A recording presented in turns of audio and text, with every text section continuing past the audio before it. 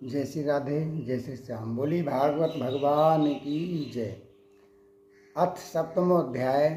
प्रहलाद जी का माता के गर्भ में प्राप्त हुए नारद जी के उपदेश का वर्णन। जैसा कि कल की कथा में आपने सुना कि प्रहलाद जी के जो मित्र थे उन्होंने पूछा कि तुम्हें इतना ज्ञान कहाँ से आया, ये बात मुझे बताओ। तब नारद जी कहते हैं, युधिष्ठिर, जब दैत्य बालकों ने इस प्रकार प्रश्न किया तब भगवान के परम प्रेमी भक्त प्रहलाद जी को मेरी बात का स्मरण हो आया और कुछ मुस्कुराते हुए उन्होंने उनसे कहा।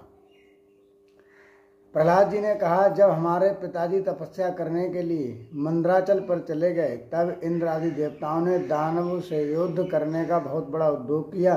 वे इस प्रकार कहने लगे कि जैसे चींटियां सांपों को चाट जाती हैं वैसे ही लोगों को सताने वाले पापी हिरण्यकश्यपु को उसका पाप ही खा गया।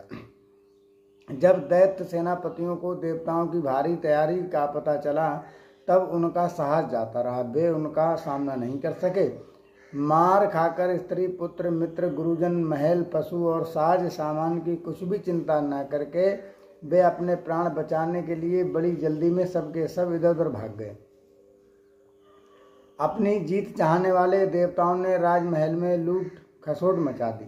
यहाँ तक कि इंद्र ने राजरानी मेरी माता कयाधु को भी बंदी बना लिया। देवराज इंद्र ने मेरी माँ भय से घबरा कर कुर्री पक्षी की भांति रो रही थी और इंद्र उसे बलात् लिए जा रहे थे।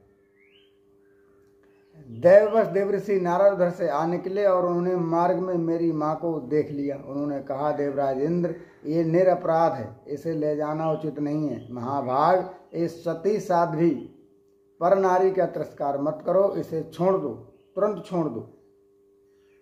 तब इंद्र ने कहा, इसके पेट में देवद्रोही हिरण्यकश्यपु का अत्यंत प्रभावशाली वीर्य है। प्रसव पर्यंत ये मेरे पास रहे, बालक हो जाने पर उसे मैं मारकर छोड़ दूंगा।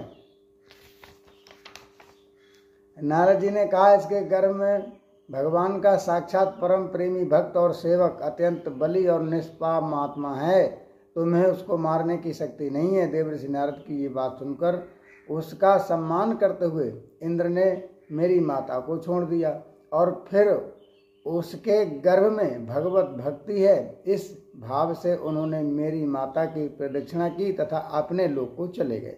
इसके बाद देवऋषि नारद जी मेरी माता को अपने आश्रम पर लिवा ले गए और उसे समझा बुझाकर कहा कि बेटी, जब तक तुम्हारा पति तपस्या करके लौटे तब तक तुम मेरे यहीं रहो।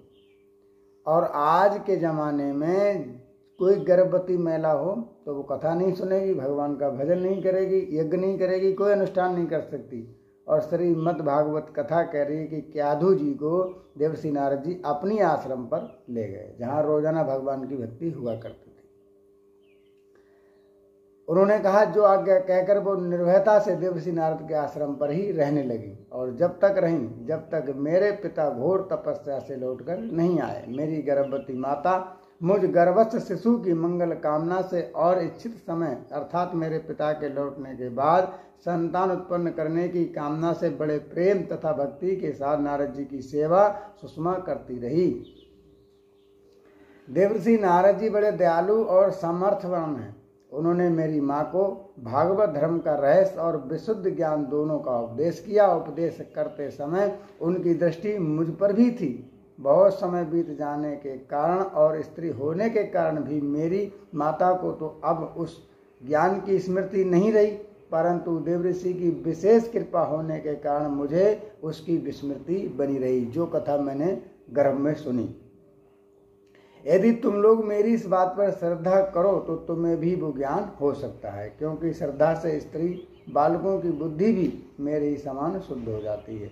जैसे ईश्वर मूर्ति बालक की प्रेरणा से वृक्षों के फल लगते हैं, ठहरते हैं, बढ़ते, पकते, क्षीण होते और नष्ट होते जाते हैं, वैसे ही जन्म अस्तित्व की अनुभूति, वृद्धि, परिणाम, क्षय और विनाश, ये 6 भाव विकार शरीर में ही देखे जाते हैं। आत्मा से इनका कोई संबंध नहीं होता है।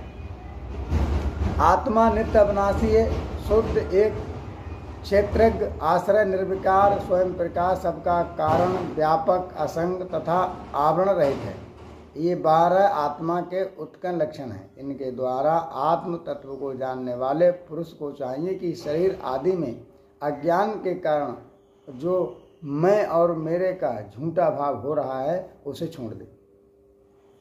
जिस प्रकार सुवर्ण की खानों में पत्थरों में मिले हुए सुवर्ण को उनके निकालने की विधि जानने वाला स्वर्णकार जो सुवर्ण की मूर्ति बनाता है, सुवर्ण को निकालता है, उन विधियों से उसे प्राप्त कर लेता है, वैसे ही आत्म तत्व को जानने वाला पुरुष आत्म प्राप्ति के लिए उपायों द्वारा अपने शरीर रूप क्षेत्र में से ब्रह्म पद का साक्षात्कार निकाल लेता है। आचार्यों ने मूल प्रकृति, महत्व, अहंकार और पंच मात्राएं, पंचतंत्र मात्राएं, इन 8 तत्वों की प्रकृति बतलाया है। इनके 3 गुण हैं, सत्व, रज और तम, तथा इनके विकार हैं 16, 10 इंद्रियां, 1 मन और 5 महाभूत। इन सब में एक पुरुषोत्तम है, अनुगत। इन सबका समुदाय ही देह है। ये 2 प्रकार का है, स्थावर और जंगम। इसी में अंत कारण इंद्रिय आदि अनुमात वस्तुओं का ये आत्मा नहीं है। इस प्रकार बात करते हुए आत्मा को ढूंढना चाहिए। आत्मा सब में अनुगत है, आत्मा सब में अनुगत है, परंतु वो सबके पृथक इस प्रकार शुद्ध बुद्धि से धीरे धीरे संसार की उत्पत्ति, स्थिति और प्रलय के विचार करना चाहिए। उतावले नहीं होना चाहिए। जागृत, स्वप्न और सुषुप्त ये तीनों बुद्धि की वृत्तियां हैं। इन वृत्तियों का जिसके द्वारा अनुभव होता है वही सबसे अतीत, सबका साक्षी परमात्मा है। जैसे गंध से उसके आश्रय वायु का ज्ञान होता है, वैसे ही बुद्धि की इन कर्मजन एवं बदलने वाली तीनों अवस्थाओं के द्वारा इनमें साक्षी स्वरूप अनुगत आत्मा को जाने। गुण और कर्मों के कारण होने वाला जन्म मृत्यु का ये चक्र आत्मा को शरीर और प्रकृति से पृथक न करने के कारण ही है। ये अज्ञान मूलक एवं मिथ्या है। फिर भी सपने समाप्त, जैसे सपने समान जीव को इसकी प्राप्ति हो रही है, प्रतीति मतलब दिखता रहता है। इसलिए तुम लोगों को सबसे पहले इन गुणों के अनुसार होने वाली कर्म का बीज ही नष्ट कर देना चाहिए। इससे बुद्धि वृत्तियों का प्रभाव निवृत्त हो जाता है। इसी को दूसरे शब्दों में योग या परमात्मा से मिलन कहते हैं। यूँ तो इन त्रिगुणात्मक कर्मों की जड़ उखाड़ फेंकने के लिए अथवा बुद्धि वृत्तियों का प्रभाव बंद करने के लिए सहस्त्रों साधन है, परंतु जिस उपाय से और जैसे सर्वशक्तिमान भगवान में स्वाभाविक निष्काम प्रेम हो जाए वही उपाय श्रेष्ठ है। ये बात स्वयं भगवान ने कही है। प्रहलाद जी अपने मित्रों को समझा रहे हैं। गुरु की प्रेम पूर्वक सेवा, अपने को जो कुछ मिले वो सब प्रेम से भगवान को समर्पित कर देना, ये भगवत प्रेमी महात्माओं का सत्संग, भगवान की आराधना, उनकी कथा वार्ताओं में श्रद्धा, उनके गुण और लीलाओं का कीर्तन, उनके चरण कमलों का ध्यान और उनके मंदिर मूर्ति आदि का पूजन दर्शन आदि साधनों से भगवान में स्वाभाविक ही प्रेम हो जाता है। सर्वशक्तिमान भगवान श्री हरि समस्त प्राणियों में विराजमान है। ऐसी भावना से यथाशक्ति सभी प्राणियों की इच्छा पूर्ण करें और हृदय से उनका सम्मान करें।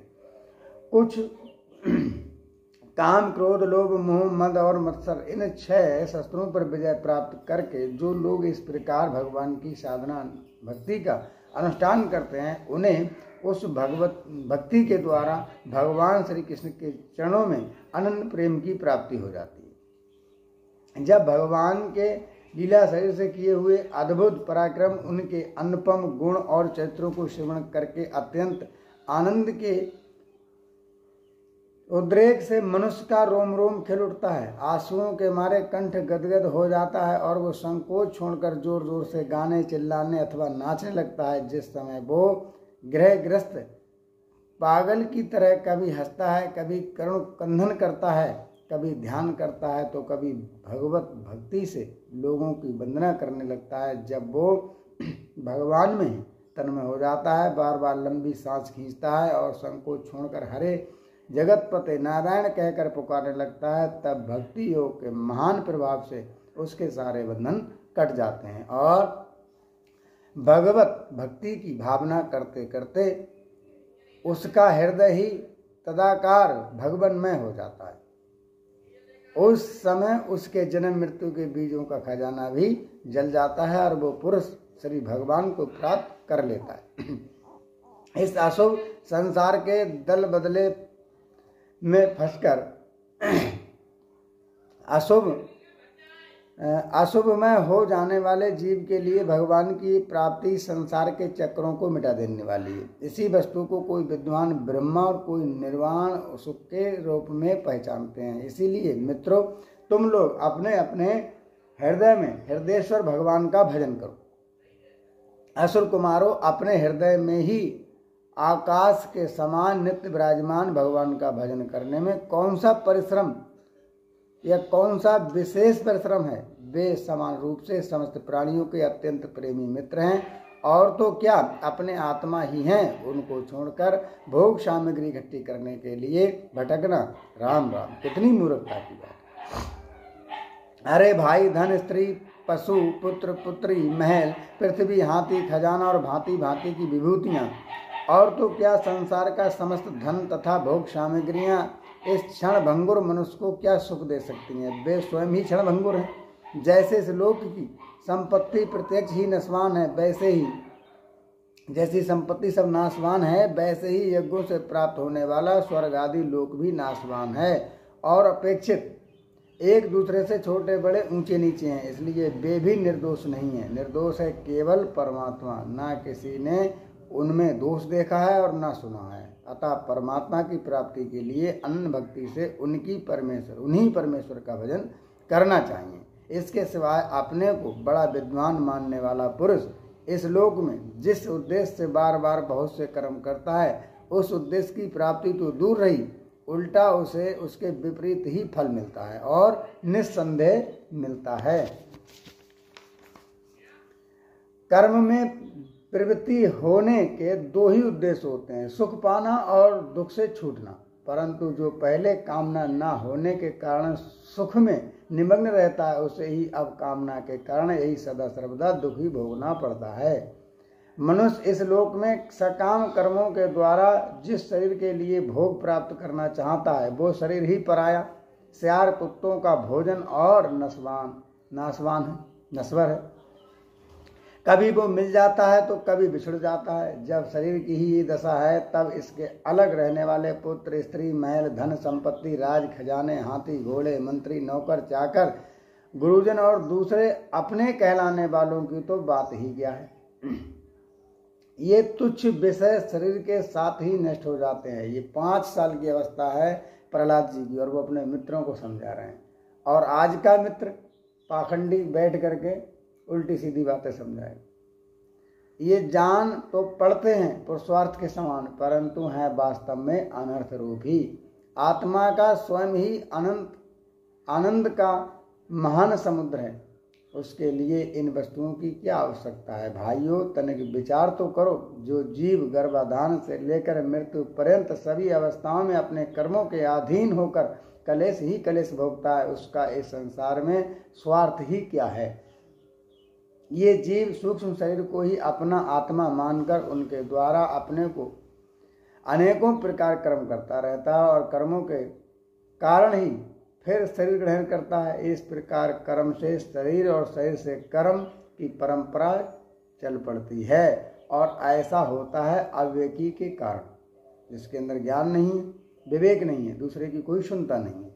इसीलिए निष्काम भाव से निष्क्रिय आत्मा स्वरूप भगवान श्री हरि का भजन करना चाहिए। मतलब साफ साफ है कि आपको भगवान की कथा सुननी चाहिए, भगवान की भक्ति करना चाहिए। प्रथम भगति संतन कर संगा, दूसरतमम कथा प्रसंगा। अर्थ, धर्म और काम सब उन्हीं के आश्रित हैं, बिना उनकी इच्छा के नहीं मिल सकते। भगवान श्री हरि समस्त प्राणियों के ईश्वर, आत्मा और परम प्रियतम है। वे अपने ही बनाए हुए पंचभूत और सूक्ष्म भूत आदि के द्वारा निर्मित शरीर में जीव के नाम से कहे जाते हैं। देवता, दैत्य, मनुष्य, यक्ष अथवा गंधर्व कोई भी ना हो, जो भगवान के चरण कमलों का सेवन करता है, वो हमारे ही समान कल्याण का भाजन होता है। दैत्य बाल को भगवान को प्रसन्न करने के लिए ब्राह्मण, देवता या ऋषि होना, सदाचार और विविध ज्ञानों से संपन्न होना तथा दान, तप, यज्ञ, शारीरिक और मानसिक शौच और बड़े बड़े व्रतों का अनुष्ठान पर्याप्त नहीं है। ये कोई चीज़ें मायने नहीं रखती। आप ब्राह्मण हैं या आप क्षत्रिय हैं या आप बड़े बड़े यज्ञ कर रहे हैं, आप कितने बड़े विद्वान हैं, ये कुछ मायने नहीं रखते। भगवान केवल निष्काम प्रेम भक्ति से प्रसन्न होते हैं। 100 काम छोड़ करके भगवान का भजन करना चाहिए, भगवान की लीला कथाओं को पढ़ना चाहिए। और सब तो विडम्बना मात्र हैं, इसलिए दानव बंधुओं समस्त प्राणियों को अपने समान ही समझकर सर्वत्र विराजमान सर्वात्मा सर्वशक्तिमान भगवान की भक्ति करो। क्योंकि प्रहलाद जी ने ना तो कोई यज्ञ किया था, ना कोई तप किया था, सिर्फ भगवान का नाम संकीर्तनम, ओम हरि, बस यही नाम लिया करते थे। भगवान की भक्ति के प्रभाव से दैत्य, यक्ष, राक्षस, स्त्रियां, शूद्र और गोपालक, आहिर, पक्षी, मृग और बहुत से पापी जीव भी भगवत धाम को प्राप्त हो गए हैं। इस संसार में या मनुष्य शरीर में जीव का सबसे बड़ा स्वार्थ अर्थात एकमात्र परमार्थ इतना ही है कि वो भगवान श्री कृष्ण की अनन्य भक्ति प्राप्त करे। उस भक्ति का स्वरूप है सर्वदा सर्वत्र सब वस्तुओं में भगवान का दर्शन। सिया राम में सब जग जानी, करहूँ प्रणाम जुग जुग पानी। जय श्री राधे, जय श्री श्याम। हम तो रोजाना श्रीमद् भागवत कथा का श्रवण करते हैं, आपको भी कराते हैं, जिन्हें अच्छा लगता है वो सुनते हैं। बाकी भगवान की कथा हर किसी से तो सुनी नहीं जाती है, क्योंकि ये श्रीमद् भागवत कथा आप रोजाना श्रवण कर रहे हैं तो आपने देखा है कि करने वाले तो दैत्य कुल में ही भगवान की भक्ति कर लेते हैं। और कुछ ब्राह्मण होकर भी, मुझे किसी जाति बंधन से मतलब नहीं है, लेकिन कुछ लोग वो दैत्य होकर की भक्ति कर रहे हैं और यहाँ पर ब्राह्मण भी भक्ति नहीं करते हैं कितने लोग, और देवता भक्ति नहीं कर पाते हैं। बड़े भागमान स्तन पावा, सुर दुर्लभ सदग्रंथन गावा। इसलिए 100 काम छोड़ करके भगवान का भजन करना चाहिए। ज़्यादा नहीं तो कम से कम एक अध्याय, चाहे वो श्रीमद् भागवत कथा हो या जो भी आपका ग्रंथ है, आप उसे पढ़ें, भगवान की लीला का गुणगान करें। नित्य प्रतिदिन एक आदत बनाएं। जैसे सारे कर्म हम करते हैं, खाना, सोना इत्यादि जो कर्म है, उन्हीं में एक नित्य कर्म में शामिल करें भगवान का भजन। और जिस दिन जो प्राणी भगवान का भजन नहीं करता, स्नान दान इत्यादि होम श्राद्ध नहीं करता, वो दिन हमारा लिखा हुआ नहीं रहता है। मतलब हमारा जीवन जो हमने जिया उसमें हमारा वो दिन नहीं लिखा जाता। अब कलिकाल में 100 वर्ष की आयु है और 100 वर्ष जी भी जाते हैं लोग, और जी रहे हैं, जीना चाहिए। अब 100 वर्ष की आयु में 50 वर्ष तो आपने सो करके गुजार दिए, 12 घंटे की रात, 12 घंटे का दिन। 20 वर्ष तक तो हमने बच्चे में बिता दी। अब 10-20 साल बचे, उनमें भगवान का भजन नहीं करोगे तो फिर क्या करोगे। इसलिए परमात्मा का भजन करना चाहिए। मैं तो सभी से निवेदन करूंगा कि मैं तो भगवान की कथा पढ़ता ही हूँ, और मैं वीडियो इसीलिए बनाता हूँ कि आप लोग भी इसे सुन सकें, क्योंकि हर किसी के पास पुस्तक नहीं होती है। और पुस्तक भी मैं पढ़ता हूँ तो सिर्फ प्योर हिंदी में, क्योंकि आपके खूब तरीके से समझ में आए।